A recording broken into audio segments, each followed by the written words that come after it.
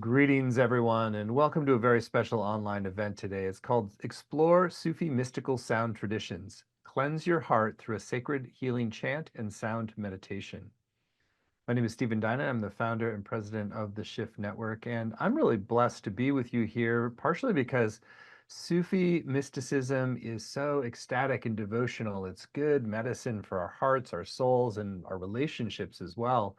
And we're going to get to dive into these sacred practices with a really beautiful teacher. His name is Yuval Ron. He's a composer, world music artist, oud master, and educator. He's taught with Shift before and he had some of the highest marks of any faculty. Really a beautiful, luminous human being who's also a peace builder as well, and working with the power of sound to help heal schisms between different peoples. So Yuval, thank you so much for coming here today. Thank you very much, Stephen. Thank you for having me. Great. And I want to let everyone know up front, we are going to have a brand new program with Yuval called Sufi Mystical Sound Traditions that we'll share more about towards the end of the hour.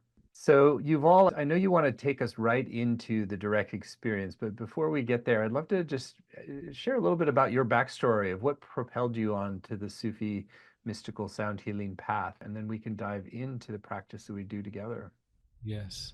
Well, the first experience that I ever experienced with Sufi music and Sufi tradition was back in Boston in the mid 80s. And I was a college student. I went to study music in Berklee College of Music. And somebody gave me a ticket to Symphony Hall. And they said there's a Sufi singer is coming from Pakistan. And it's the best singer in the world. And Peter Gabriel used him in some soundtrack recording. And this was the great Nusrat Ali Fateh Khan. And he was an incredible Sufi singer. And when I went and saw that concert, I felt that there was something beyond any kind of music that I ever heard before.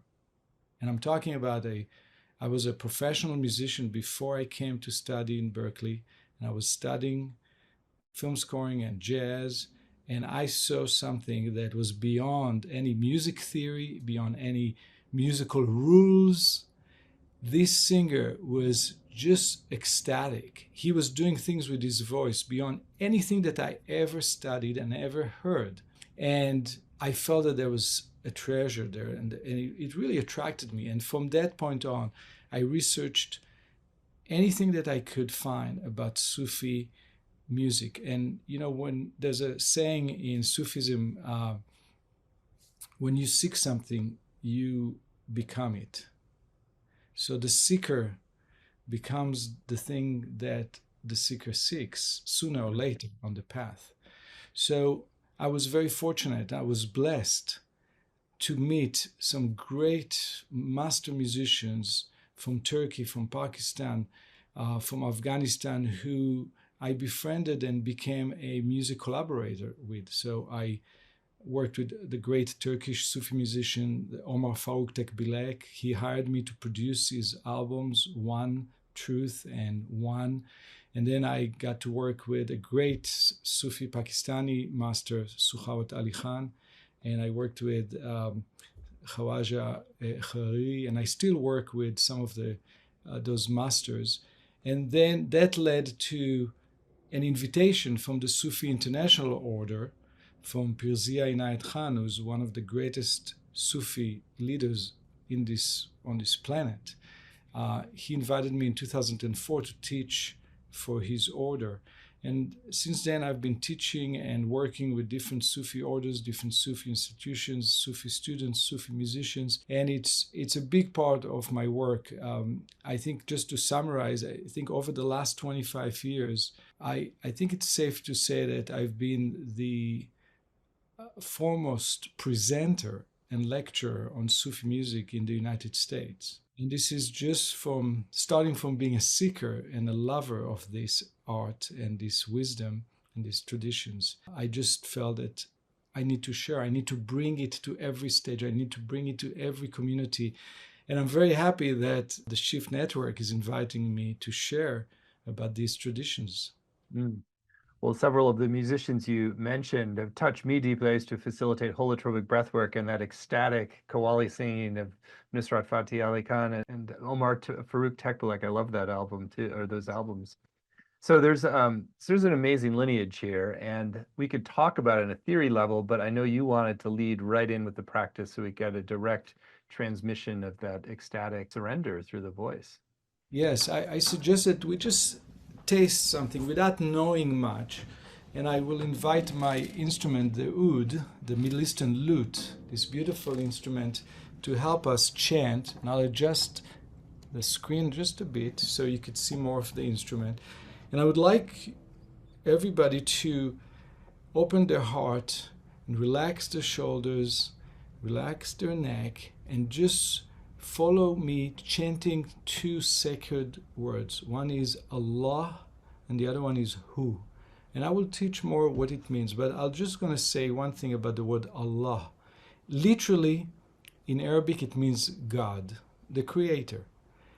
If you are Jewish in the Arabic world, you call God Allah. You refer to God Allah. If you meet somebody in the street and you say, oh, God willing, you say Allah, Alhamdulillah, Inshallah. It doesn't matter your religion. You can be Christian Arab, you can be Jewish Arab, you can be Muslim Arab. You use the word Allah to refer to the Creator. It doesn't mean that you follow a certain religion. So that's just the literal meaning of the word Allah. Now the mystical meaning of the word Allah. One of the Sufi teaching, one of the Sufi schools, which I like very much, teach that Allah means the breath. Al, it means the in Arabic, and is just the primal breath, the breath of life. Allah. So think about the mystical meaning, this Sufi teaching, that when we say Allah, what we say is the breath of life, the source of life, without which we are all dead. So this is the thing that keeps us alive. That's what we are chanting. Allahu. And we're going to learn later in the course what Hu means from a mystical point of view. But for now, we just enjoy the sound. Hu. So here is the chant. Allahu, Allah, Allahu, Allah, Allahu, Allah, Allahu, Allah. And again. Allahu,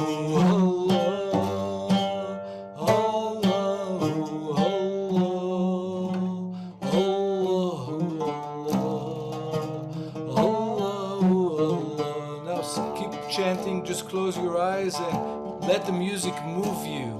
And you may move, you may sway as we chant. Here we go. Allahu, Allah.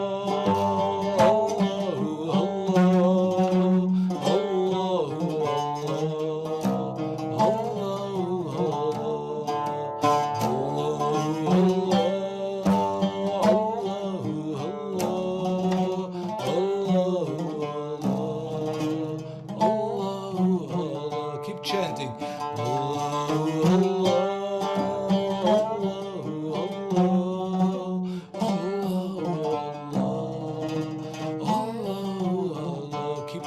Allahu, Allah,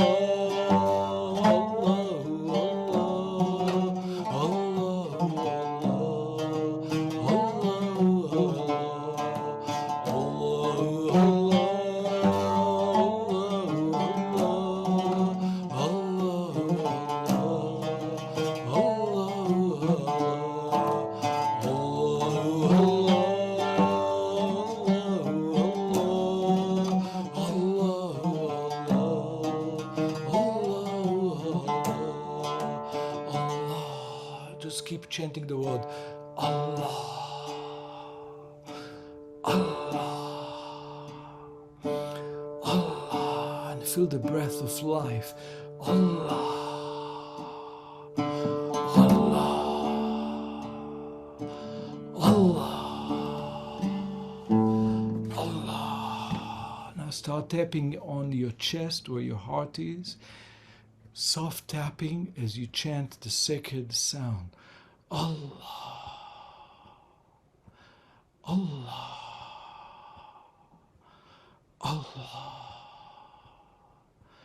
Allah,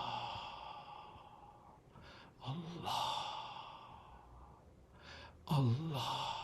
Put the accent at the end. Allah, Allah, Allah. Keep going. Allah. As you keep chanting that sacred name, feel how each time that you say it, it expands your heart.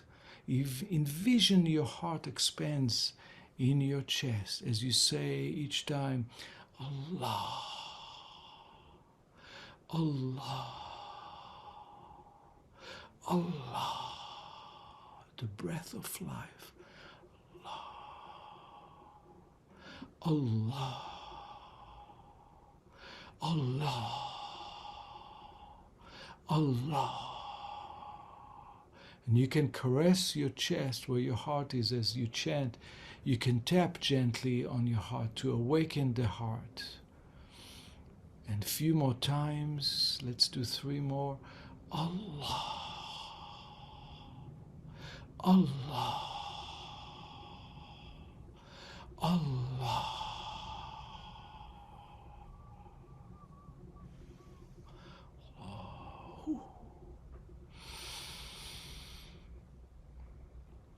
So this is just a little taste. This is just a little sample. It's not the whole practice. It's just a little bit, but just to feel the flavor of where we're going here with this sound chanting. It's transformative. I mean, I can feel even my energy starts changing. It's truly beautiful to join in with you in that way. And it's just there's something also about the cycling. It creates almost like an energetic whirling too. It's like the trance-like circling of the same pattern that just like opens each cycle.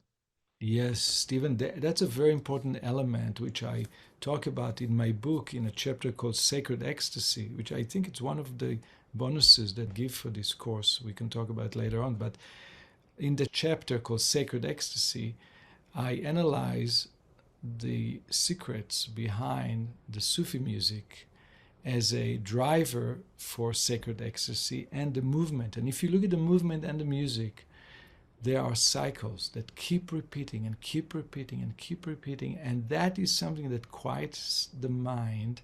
It lowers the guard. You know, the brain has this guard that sits there and analyzes everything. And the repetition makes the guard fall asleep. Mm. Our brain, just after a while, the repetitions tells our brain it's okay, it's okay. You can let the guard take a rest and you can let go, you can surrender. And then beautiful things happen when we do that. It sounds like the syllables themselves also tend to focus our attention or awareness in particular parts of our body, particularly our heart. It sounds like it's like the syllables themselves are almost designed to center us in the heart.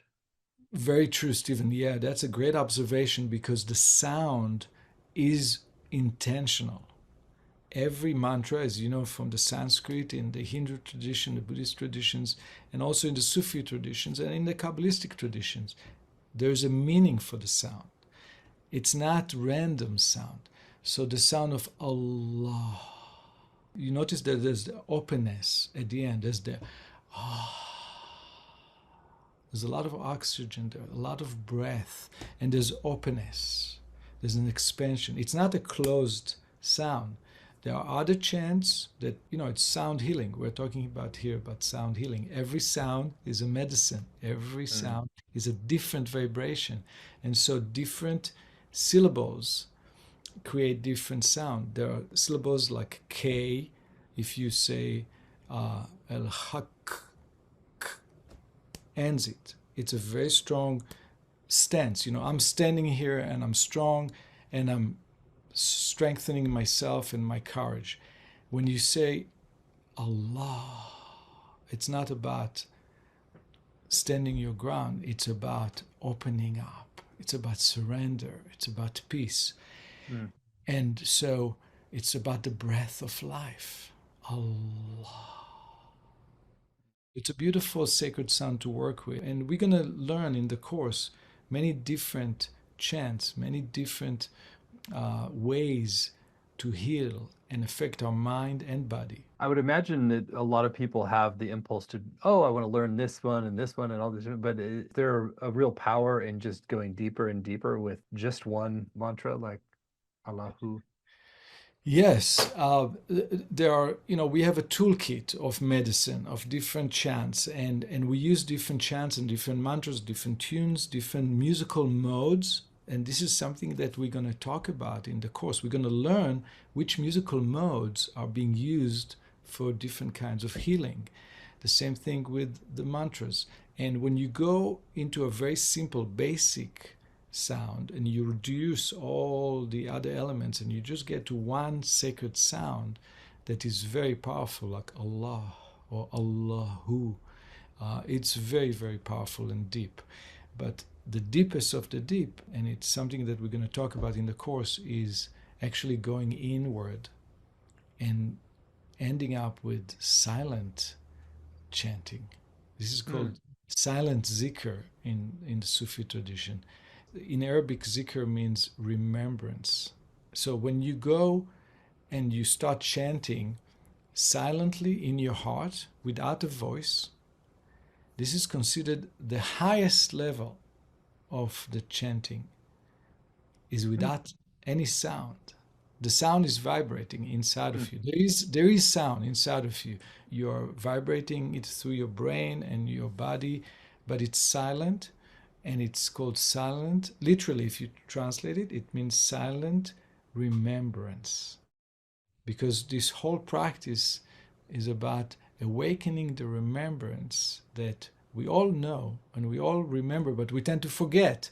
But this practice reminds us, hey, remember, you are not alone in this world, and you didn't create it, and you do not control everything. And you is not your ego, and you is not your profession, and you is not your role even in the family. You are more than that. You are a walking light. You are a walking candle that is service is to give light, to increase the light. That is the teaching behind all this practice, you see. So it's about using the sound in order to remember who we are on the deepest level. So so what I'm hearing is that it's like by you first work with the express sound, and then by taking it to the silent level, you're actually getting closer to that essence of who you are, it sounds like. Yeah, this is really the last stage, is losing the sound in the room.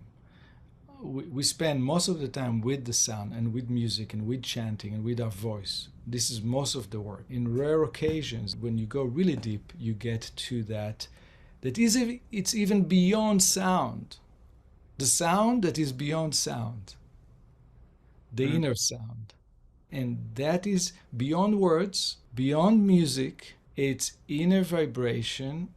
It's music on the inside. And that is the closest level to get to the great mystery, which is beyond languages, beyond our human thoughts. And if we want to get near that great mystery that created all this and hold all the universe, this energy is the only path to go towards it is to go to the inner world, to go to the ecstatic world, to go to inner voice, to go to inner silence. And this is the highest level of this healing sound work. You mentioned before that there's different medicines and you'll be working with different mantras or different phrases and chants. How important is it to understand what all those different chants mean, or is it just like each one is its own kind of signature vibration that you're feeling your way into?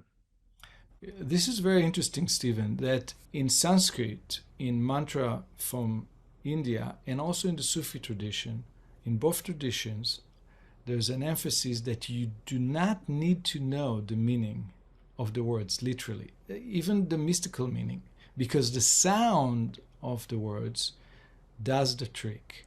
The sound of the words and the melody, the music, is like a massage. It's a vibration that massages your brain and your body and your internal organ. And that is a particular massage. It's a particular frequency. Each sound has a different frequency and it's a different vibration. And so the vibration of the sound of the language and the music affects the mind and the body intentionally.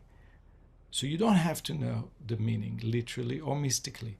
But I like to discuss the mystical meaning of the chants because I find it to be so beautiful. The mystical meaning. I describe first the literal meaning. Excuse me. We start with the literal meaning, and then I go to the mystical meaning, which opens another window. And I find that it inspires me, it inspires my students.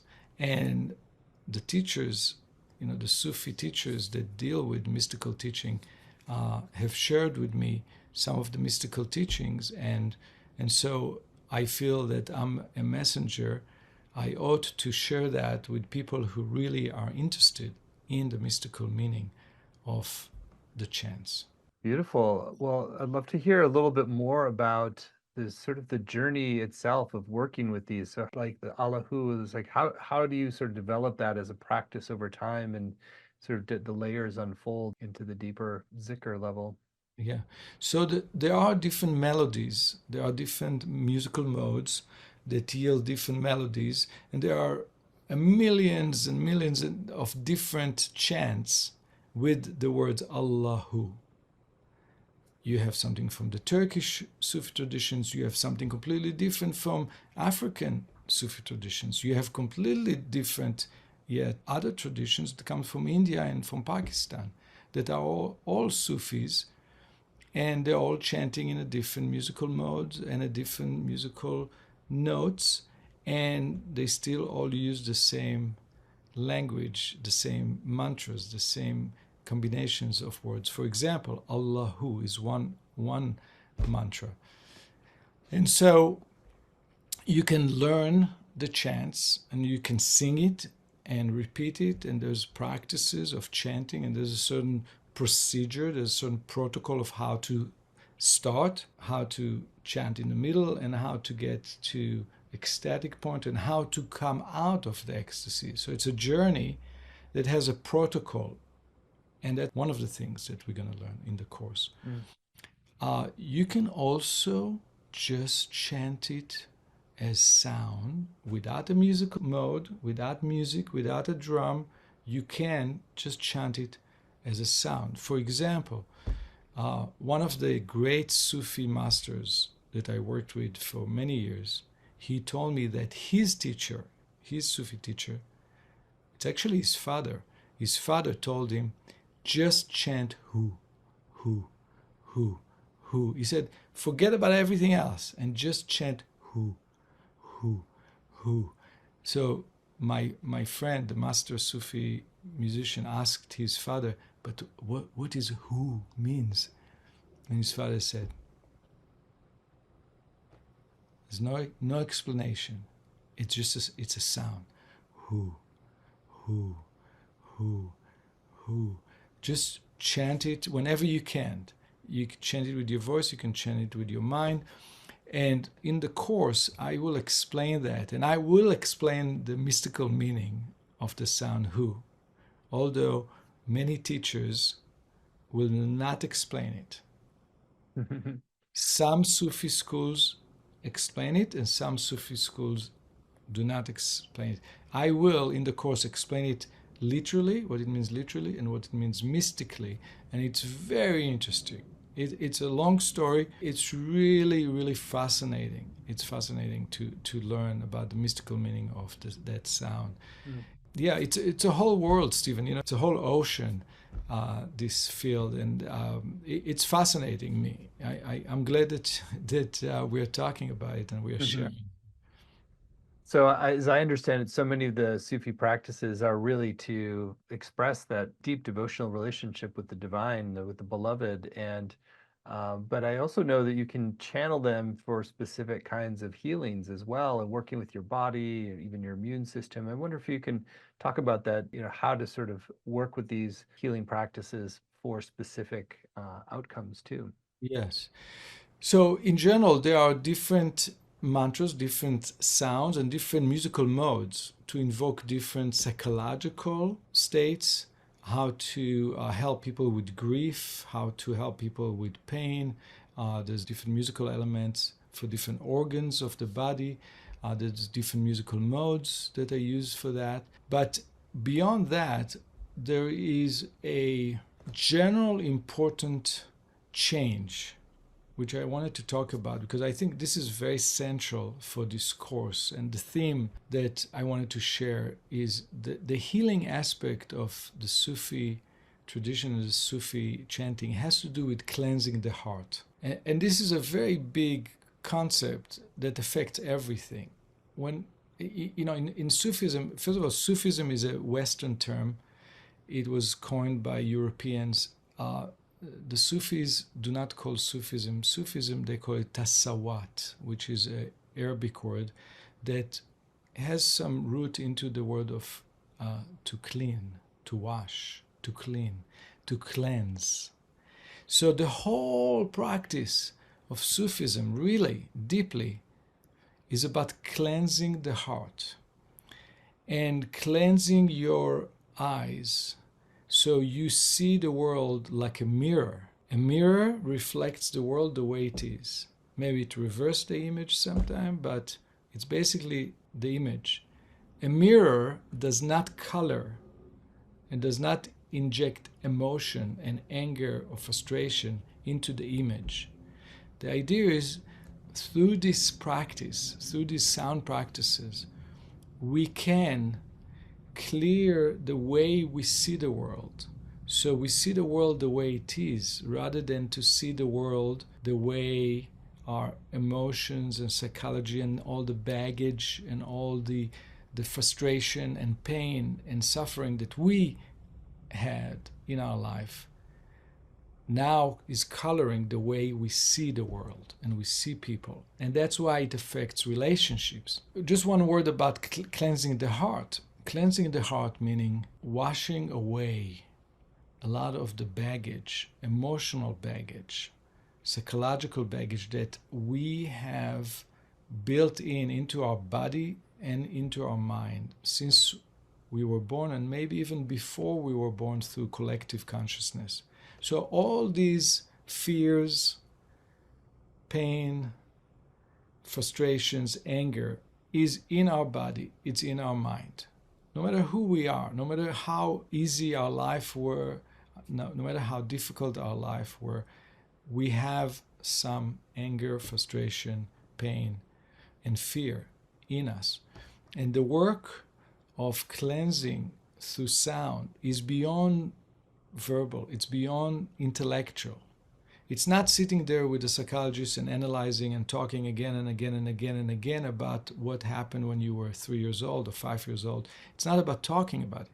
It's about releasing it through sound without naming it, without analyzing it, without calling it. It just will come out through the chanting. And the result is that we come out of this kind of holistic, ecstatic sound chanting. We come out more tender, more peaceful, more whole, and more cleansed from all this negativity. And then it's a whole other experience. It's a whole other world because you suddenly come to meet your spouse, your neighbor, your brother, your sister, anybody you meet, your coworkers. You are different, and it affects them. So first you change yourself, and then slowly it changes the world around you. It's pretty incredible, Hmm. incredible work. Really beautiful. I wonder if you can speculate a little bit more on why that is and like how this vibrational chanting just can kind of wash things out of you that you don't even have to understand them, that there's just sort of almost like a shower sort of shedding off layers of dirt or something. from a musical psychoacoustic point of view, and psychoacoustic is something that I studied in order to be a film composer. I studied that in college. It's a science of sound and psychology. It's called psychoacoustic. It's a field that analyzes why certain sound affect our psychology and our mind in a certain way. Why, when we hear a drum beat, it goes doom, doom, doom, doom, doom, doom, doom, doom, doom. Why that simple musical device make us be on the edge or feel suspense or feel ready to observe a hit, or it makes us tense. And we use that in film music. These kind of things, the musical elements, it has to do with the musical modes and the musical notes and the rhythms, are all can affect our body and mind. And the music, the musical modes, the rhythms, and the sounds that we use in sound healing, and particularly in Sufi traditions, are meant to drive us through a journey from darkness to light, from separation to unity, from the dark night to the dawn, to the sunrise. These are all poetic images, but practically what it does is that through the speeding of the tempo, we release energies. We don't do these kind of chanting with the same tempo, very, very, very slow tempo. There's a certain kind of a build-up. There's a build-up, build-up, build-up, build-up, a climax, and then a release. You can think about it like lovemaking. Lovemaking is a very therapeutic journey. You can think about it like somebody who runs a marathon. It's a therapeutic journey to run a marathon. You start slow and you build up, and you get to very challenging climax of the race, and then there's the recovery, and you relax, and you feel so good after. All those things, lovemaking, ecstatic chanting, running for a long, challenging run. You feel so good after it because I don't want to get into all of that because we're going to spend a whole hour and a half discussing this. But there's one session at the end that I'm going to talk about brain science. And this is based on my work with neuroscientists. And I'm going to show people what happens in the brain. There's certain chemicals that are released in the brain that make us feel differently. They are released in the brain and make us feel differently, body and mind, because of the sound. It's intentional sound, intentional protocol of sound healing chanting that leads to these particular chemicals to be released, and that affects our body and mind and our psychology and how we feel. This is there's a whole scientific part to that, which I will share, I believe, in the last module, in the last session, is dedicated to that information. So the first 6 sessions, we actually working and learning the Sufi traditions and the Sufi ideas and philosophy and the mystical teachings, and we are practicing and chanting. But the last 7th session is more of a PowerPoint presentation and revealing to the students the scientific principles and the scientific findings and the clinical trials and the studies of the brain that show that it's not an illusion. It's not make-believe. It's not because we want to believe that it does something to us. It happens. No, it really changes our brain. It changes our brain structurally and chemically. It's very, very amazing, because what it amazes me, Stephen, the first time that I received all this information from the neuroscientists that I work with, here's the bottom line that really amazed me, is that I thought that just during this practice, this chanting practice, there's some changes in our brain, okay? That kind of intuitively makes sense. But what I learned is the changes in our brain actually lasting. And the more you do that practice, you actually change structurally. The brain changes. And so the brain of meditators, the brain of musicians, and the brain of people who do these chantings is structurally different than a normal brain, and it's healthier than our normal brain. And this is based on science. And two of my colleagues, Dr. Andrew and Robert Waldman, Mark Robert Waldman, have done the research that showed that these structural changes of the brain last for years. It's something that nobody expected before. But we're actually changing our brain when we meditate and when we do sound healing, chanting. Well, it's great that you've got the scientific understanding to bring into this as well. And there's one other area that we said we would talk about today, which is how to bring this kind of practice to friends and allies and other people. And how can you sort of share the beauty of what's emerging? Yes. Well, one way to share it is through a course like the Shift. And, we have to balance two elements here. One is that these are sacred traditions, particularly the Sufi tradition. It's sacred tradition that have been taught in close quarters, in secret schools for 1,500 years or so. And it goes even further to the mystery schools in Egypt and in Greece and in Israel and in ancient Israel and in India and in Mesopotamia. And so, how do you take that to the masses? And it's not meant for the masses.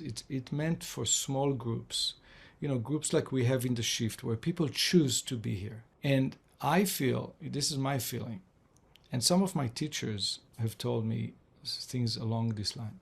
My feeling is, and my belief is that if people choose to be in this room, if people choose to be in this course with me, they are genuinely interested and they're real seekers.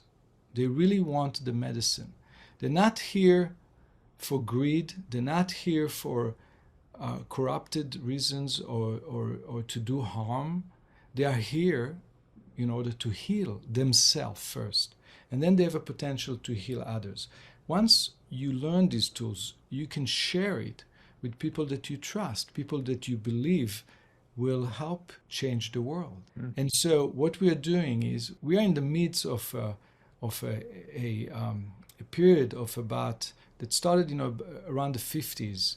So we are almost 70 years into a process that around the world, spiritual leaders from different tribes, including the Native American tribes, including Kabbalah, the mystical Jewish Kabbalah, including Hindu and Buddhist schools, including Sufism, all these spiritual leaders from all these traditions are opening the doors to people who are not part of their tribe. They are teaching the secrets and the healing practices and the sacred practices to people of all walks of life, to men and women, to people who come from across the globe, who are not part of their tribe and not part of their lineage and not part of their religion.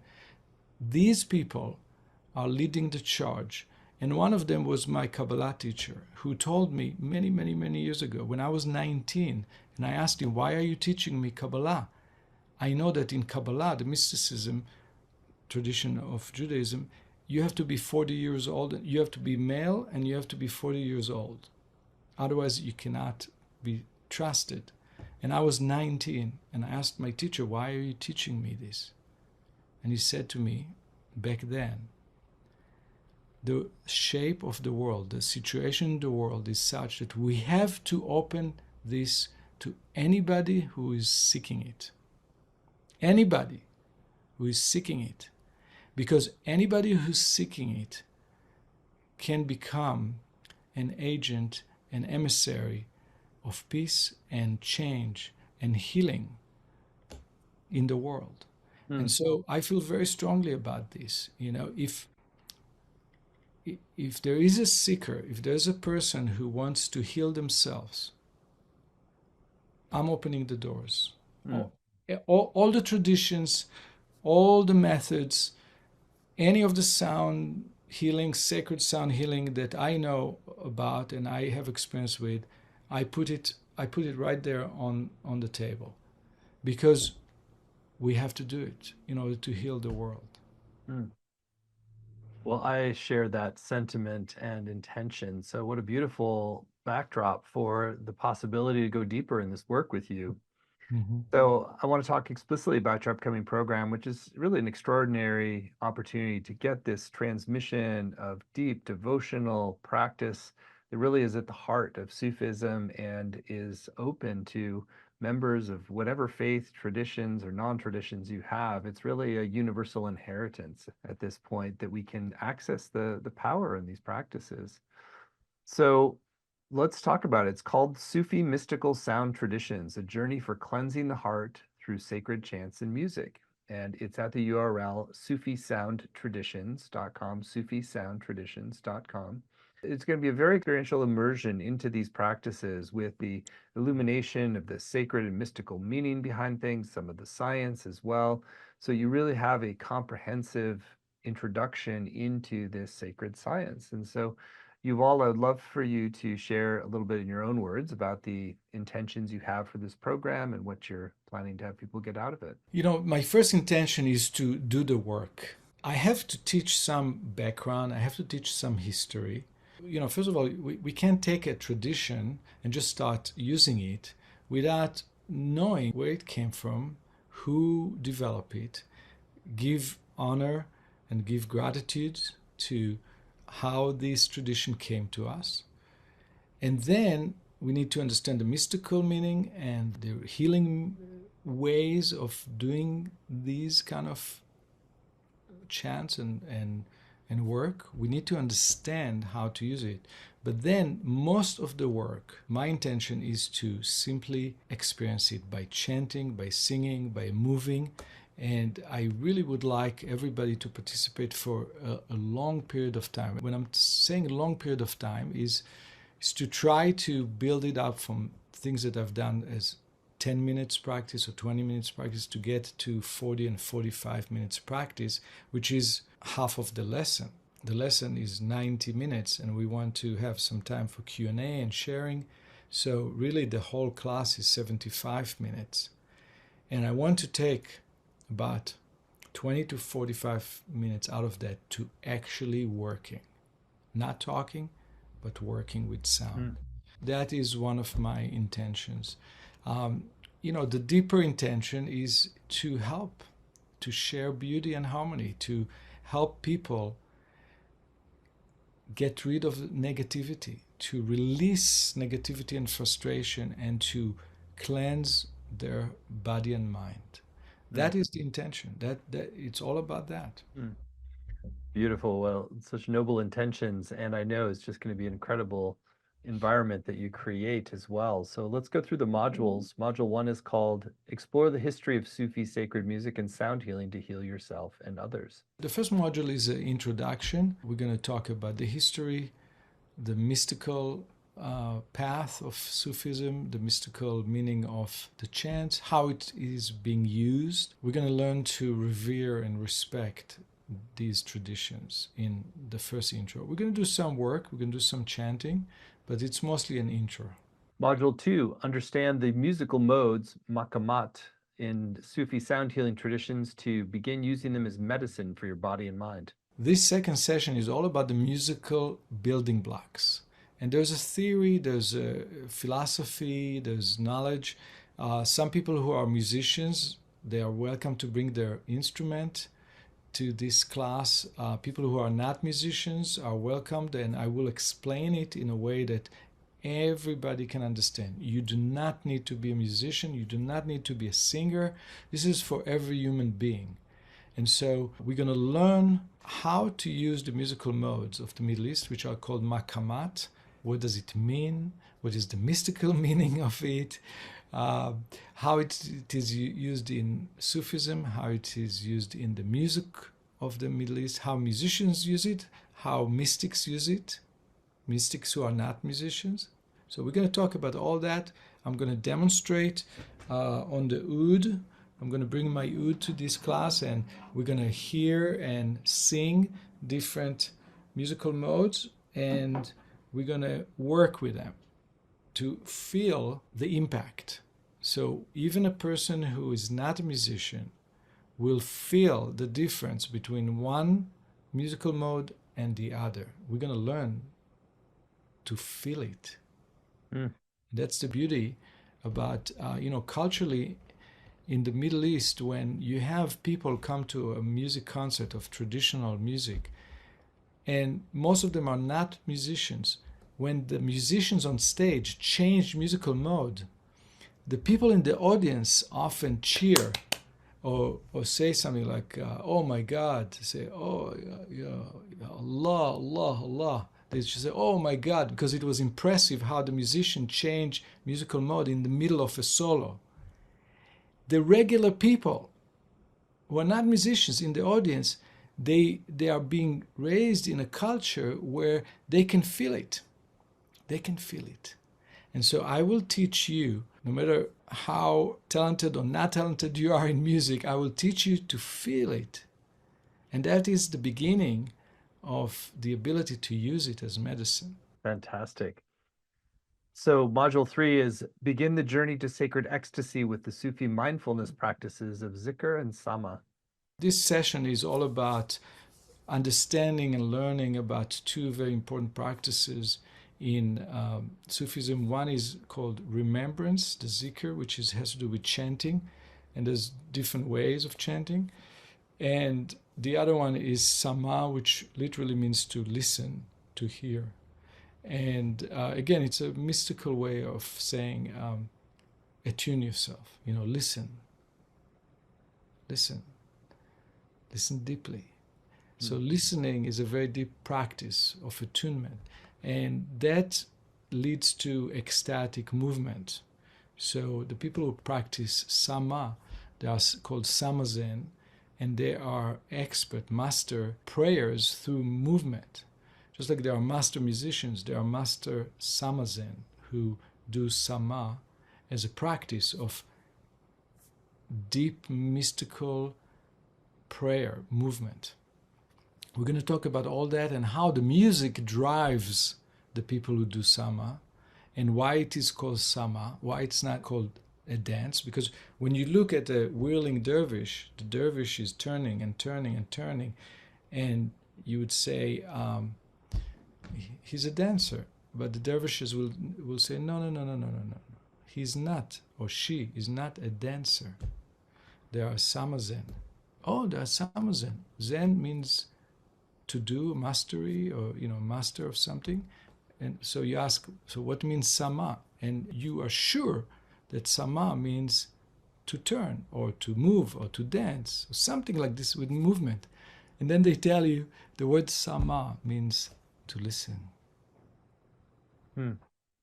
Module 4, silent remembrance chanting practices to purify the heart, clear negative energies, and improve sleep. We are going further in this module into how to reach sacred ecstasy. What are the dangers? What are the things to watch for? What is the proper protocol to do that? How you ought to do that practice? And also about some practical practices for improving sleep, dealing with grief, dealing with pain. And so it just continuing the work that we've done in the previous two sessions. We're just continuing to go deep into that in the fourth session. Module 5, sacred ecstatic movement in Sufi traditions to transcend the limits of reality and reach the state of unity.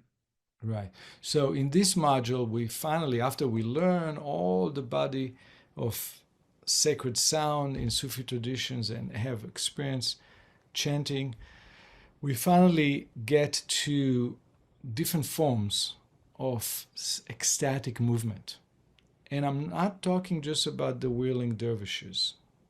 There are other ecstatic Sufi movement prayer traditions from different Sufi orders around the world, and I've had the honor and to the pleasure and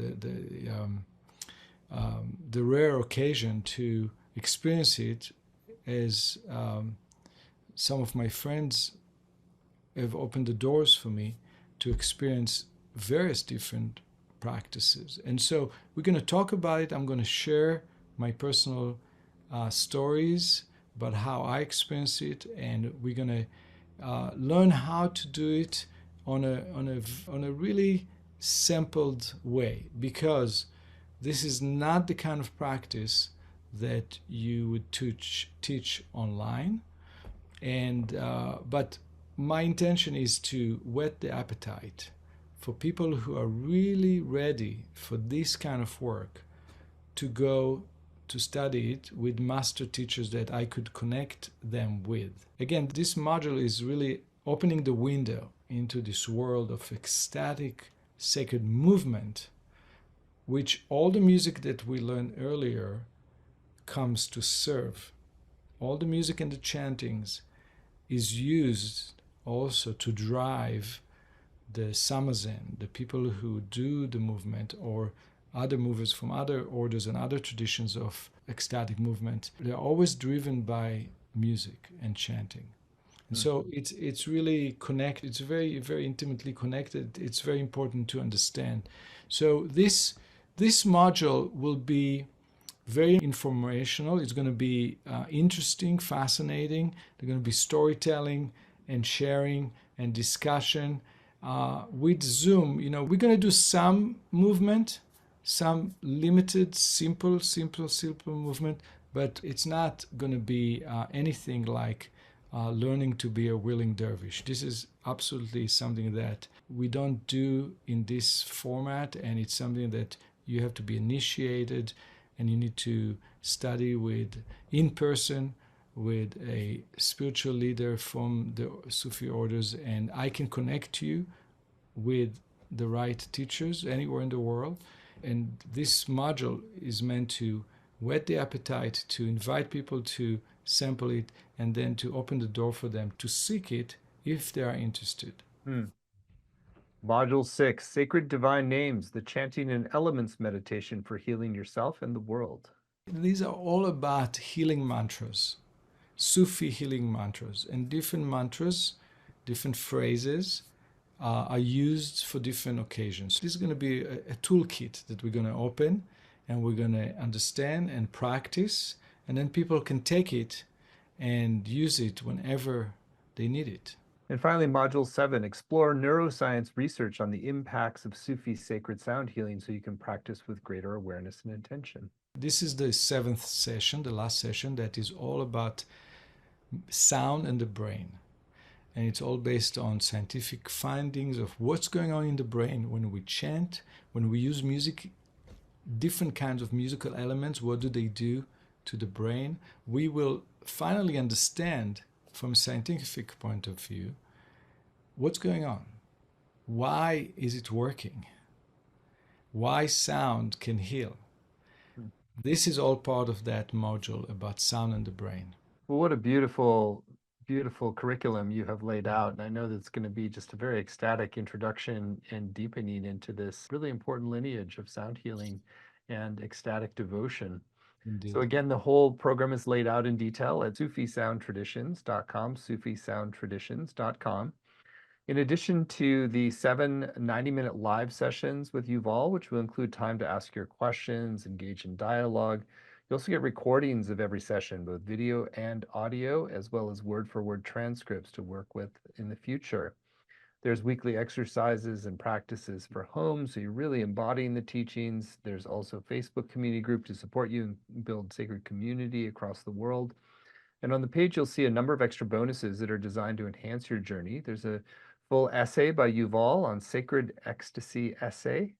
There's a video teaching with Yuval on Sufi dervish turning in ecstatic sacred movement. I think that one's very unique and can't be gotten anywhere else. You want to share a little bit more about that? Yes, that's a short video recording in a intimate gathering with myself, my musicians, and a Sufi dervish that we work with. And that moment is really at the point where he reached towards that place of sacred ecstasy, which we're going to talk about and study about in the course. But this is a rare video that is not available anywhere. It's a private video of that moment that you can actually see and feel what it means to reach sacred ecstasy through sacred movement and sacred sound. Sufi tradition. Whoa, what a unique blessing that bonus is just by itself. Mm. And I also want to draw attention. There's one special bonus you get if you sign up by midnight tonight Pacific time. This gives you a little extra reason to tune in. And if you're getting the sense that you want to move forward, then you get a special bonus if you do so today. There's a video teaching with Yuval called Sufi Healing Sounds Retreat. You want to share more about that special bonus for today, Yuval? Yes, I believe this is a recording from one of my retreats teaching about the Sufi healing sound, and it was recorded. It's a whole class, it's recorded, and you could just enjoy a free class about Sufi chanting right there. Mm. Well, beautiful extra bonus as well. So it's really just clear from spending time with you just what a luminous, ecstatic, and devotional base you create. And we're very blessed to have this program. It's going to be, we've kept the investment very accessible. It's just three payments of $128. You save 10% when you pay in full with one payment of $349. The course is going to begin September 25th and run Wednesdays at 9 Pacific, noon Eastern. But even if you can't make the live times, you can still get the full value with the recordings and the practices and the community as well. And so you're in good hands. You've all got rave reviews from previous students. There's some of those testimonials are on the page, and you're really going to have a blessed journey, I know, into the heart of this beautiful tradition. So again, it's all at SufiSoundTraditions.com, SufiSoundTraditions.com, and you get the special bonus when you sign up by midnight of the Sufi Healing Sounds Retreat. So Yuval, it's just been joyful to be with you. Anything that's still on your heart you want to share with folks who are considering joining you for the full program? Yes, I would like to say, two things. One is the people who studied with me before the shift, and I know some of them are in touch with me, and they ask me, when is the next course that you're teaching? And they are looking forward to sign. And I know there's some people who may say, oh, I studied already with Yuval, the Sufi tradition, but I'll say this. When we did the previous introductory course of 7 weeks on the shift, one class, I believe, was dedicated to Sufi chanting. It was really just an intro, just a sample of an hour and a half. And interestingly enough, Josh and the Shift team asked me to focus on the Sufi tradition and to really spend more time because a lot of people want to get deeper into it. So here we go. We have 7 weeks to go deeper into the Sufi chanting. And so for me, there's nothing more pleasurable than going deeper into the world and not staying on the surface, not doing something just on an intro level, but really feeling it deeply and spending more time to understand more and to learn more and to spend time with the sounds more. So that is my message to people who studied with me before. And newcomers, I just want to tell you that I love teaching and I love my students. And this is one of the highest form of love that I can imagine is teaching, being in education and feeling the love of the students and feeling the love that pours from me to my students. And it's everywhere when I teach in elementary schools or kindergarten or in senior homes or in universities or everywhere I go. When I start teaching, there's a certain magic. I don't control it. It's coming out of me, and I feel how everything is transformed because the people in the room, the people that are studying with me, are all beautiful and are all lovely and are all dear to me, and they are all eager to learn. And there's something magical that happens in that, and it's just education. Mm. For me, I think, why is it happening? It's because, in a way, we are in education, we are sharing secrets. We are sharing treasures with each other. We give to other something that you learned on your own body, something that you invested in, and you give it to the other. And to me, it's a form of love. Mm. Sharing and educating is an expression of love your neighbor as yourself.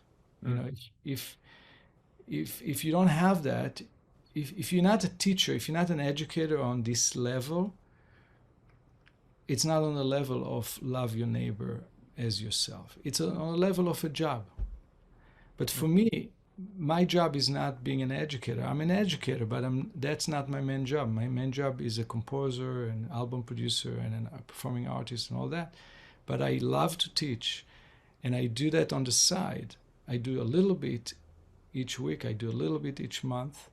It's not my full time job to teach, but I love it because it's about sharing, it's about giving. Beautiful things happen when we do that. When we do education on this level, you know, Stephen, I can't tell you how many emails I get from the students in the shift. They're still in touch with me, and they're still writing for me. They send me poetry, poems, diary journals. And I know that the shift team, they were very kind to me in the beginning. They said, you know, you don't want the students to send you emails personally. They're going to send it to us, and we're going to send it to you, because you don't want to get so many emails. People do not want usually to get all those emails from students. And I said to the shift team, you know what? Please send me any email that comes in. Send it to me, because I love being in touch with my students. And my Mhm. students keep writing to me, and I reply to every email. It doesn't matter how many hundred. I get over 1,000 emails a week, Stephen. Hmm. Well, Over that's 1,000.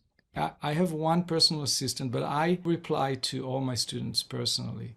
And it's just something that I believe in. I just believe that it's about giving, it's about supporting, it's about educating. It's not about the money, it's not about the time.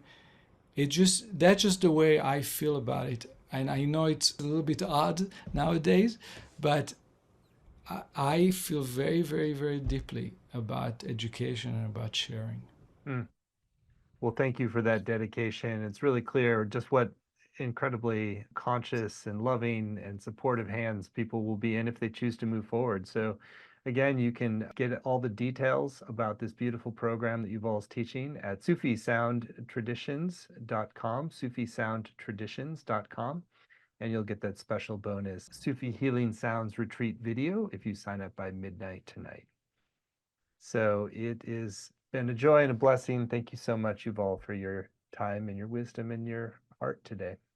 Thank you, Stephen. Your interviews always bring the best out of me. I love Mhm. talking with you. I love sharing with you because I feel you know what I'm talking about. You know, when it Mm, comes to meditation and inner world, and I just feel at home mm, talking with you about mm. the deepest of the deep. Nice. Thank you. Thank you. Many blessings. Thank you all for Thank you. joining. Look forward to Thank you. seeing many of you in Yuval's program. Thank you.